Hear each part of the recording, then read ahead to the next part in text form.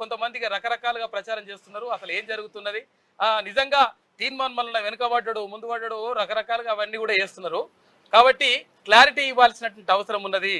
తర్వాత ఇక్కడ 3 రౌండ్లు ఇప్పటికే పూర్తయినాయి. నల్లగొండ, వరంగల్, ఖమ్మం జిల్లాల ఉమ్మడి జిల్లాల పట్టభద్రులకు సంబంధించి 3 రౌండ్లు కౌంటింగ్ పూర్తయింది. 3 రౌండ్ల కౌంటింగ్ పూర్తయిన తర్వాత 18,000 నుంచి 19,000 ఓట్ల ఆధిక్యంలో తీర్మాన్ మల్లన్న ఉన్నాడు. ఇది క్లియర్. తర్వాత ఇంకొక విషయం ఏంటంటే, అయితే సెకండ్ ప్రియారిటీ వరకు వెళ్తుంది. సెకండ్ ప్రియారిటీ వరకు వెళ్ళిన తర్వాత ఇప్పుడు 4th రౌండ్ కంటిన్యూ అవుతుంది.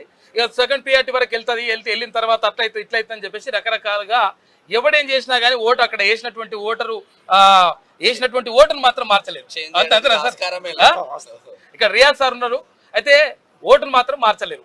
విషయం ఏంటంటే రకరకాలుగా డబ్బులు ఇప్పుడు ఒకవేళ నిజంగా అదే వాళ్ళు చెప్పిందే నిజమైతే ఇవాళ ఏది నమస్తే తెలంగాణ పేపర్లో పేద బ్యానర్ వేయడం పెట్టి మావోడు ఓయి గతలు తోపయిండు ఇదయిండు అదయిండు అని చెప్పేసి అట్లా కొడుతుండే. కానీ ఏం రాయకుండా పోటా పోటీ పాటా పోటీ అని చెప్పేసి ఈ రకరకాలుగా రాస్తున్నారంటే మనం అర్థం చేసుకోవాలి.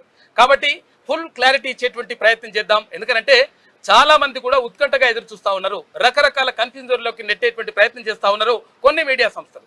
అంటే కావాలని చెప్పేసి ఏది చేసినా కానీ ఇప్పుడు ఫలితాన్ని అయితే మార్చలేరు కదా. కాబట్టి ఒక్కసారి మనం మాట్లాడేటువంటి ప్రయత్నం చేద్దాం. సార్ నమస్తే. చెప్పండి సార్, అంటే ఏం జరుగుతుంది ఇప్పుడు? 3వ రౌండ్ పూర్తయింది, తర్వాత 4వ రౌండ్లోకి వెళ్ళిపోయింది. 4వ రౌండ్ కూడా కౌంటింగ్ స్టార్ట్ అయింది.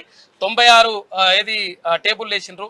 తర్వాత ఒక్కొక్క అంటే 4 ఏవి కౌంటింగ్ హాల్ ఉన్నాయి. ఆ కౌంటింగ్ హాల్లో ఒక్కొక్క హాల్లో 24 టేబుల్లు, మొత్తం 96 టేబుల్లు. 96 టేబుల్ అంటే ఒక్కొక్క అంటే రౌండ్కి సంబంధించి 96,000 ఒక్కొక్క టేబుల్కి 1000 అయినా కానీ ఇట్లా కౌంటింగ్ కొనసాగుతున్నది.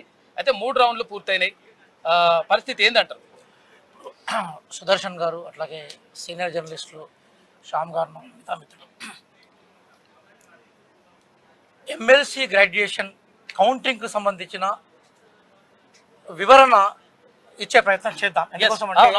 మీరు అన్నట్టుగా చాలా ఇది లెంతీగా చేస్తే అంటే పబ్లిక్ అర్థం కావట్లేదు సార్. సామాన్య డిగ్రీ కాదు, పీజీలు కాదు, కంప్లీట్ ఎంప్లాయీస్ కూడా అర్థం కాని పరిస్థితి ఉంది ఇక్కడ. అసలు మొదటి ప్రాధాన్యత ఏంది, రెండో ప్రాధాన్యత ఏంది, అసలు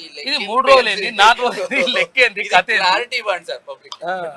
మనం వాస్తవంగా అర్థం చేసుకోవాల్సిన విషయం ఏంటంటే, గ్రాడ్యుయేట్ ఎమ్మెల్సీ ఎన్నికల్లో పోలై కౌంట్ అయిన ఓట్లలో ఎవరైతే 50% ఓట్లను గెలుచుకోగలుగుతారో ఆ 50% ఓట్లకి ఒక ఓటు యాడ్ అయితే వారు గెలిచినట్టుగా ప్రకటిస్తారు. ఇక్కడ విషయం ఏంటంటే, మొత్తం దాదాపుగా 4 లక్షల పైగా గ్రాడ్యుయేట్ ఎమ్మెల్సీ ఓటర్లుగా నమోదు చేసుకుంటే 4,63,839 మంది అక్యురేట్ ఫిగర్. ఇందులో ఓట్లు వేసిన వాళ్ళు ఎంతమంది అంటే దాదాపుగా 3,33,000 అనేది మన దగ్గర గణాంకాలు చెప్తున్నాయి. దాదాపుగా అసలు అటో ఇటో 3,30,039 మంది. ఈ 3,33,000లో నా దగ్గర గణాంకాల ప్రకారం ఏంటంటే దాదాపుగా 33,000 ఓట్లు చెల్లని ఓట్లుగా పోయినాయి.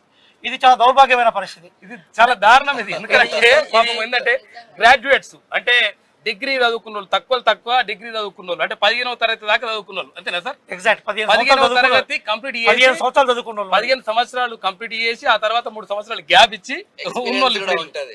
అయితే దురదృష్టం ఏంటంటే వాళ్ళ ప్రేమ నిజంగా ఇప్పుడు దాన్ని మనం తప్పు పట్టాలన్నా, ఇప్పుడు కొన్ని విషయాలల్లో ఎట్లుంటదంటే తప్పు పట్టాలన్నా అర్థం కాదు, లేకపోతే తప్పు పడకపోతే మళ్ళీ తప్పని కూడా అంటే ఏం చెప్పాలో కూడా అర్థం కాదు. తప్పు పట్టాలండి. ఎందుకు పట్టాలి?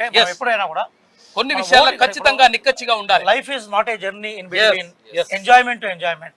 Life is a journey in between seriousness to seriousness and achievement to achievement. అవును, మనం సీరియస్ గా ఉండాల్సిన సందర్భంలో సీరియస్ గా ఉండకుండా 100% ఉండాలి.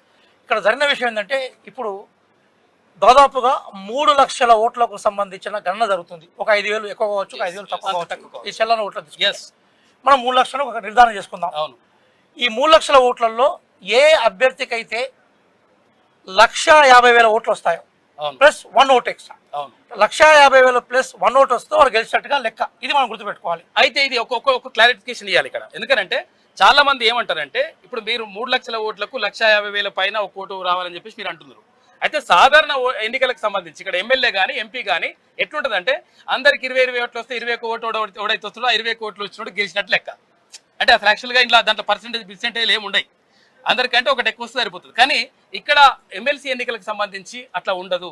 ఎందుకంటే 50% కంటే ఎక్కువ మంది ఆమోదించినటువంటి వ్యక్తినే అక్కడ ఎమ్మెల్సీగా కూర్చోబెట్టడానికి వీలుంటది. కాబట్టి ఒక క్లారిఫికేషన్, ఇప్పుడు ఈ సెంటెన్స్ అయిపోయిన తర్వాత చాలా క్లారిటీ వస్తుంది. ఎస్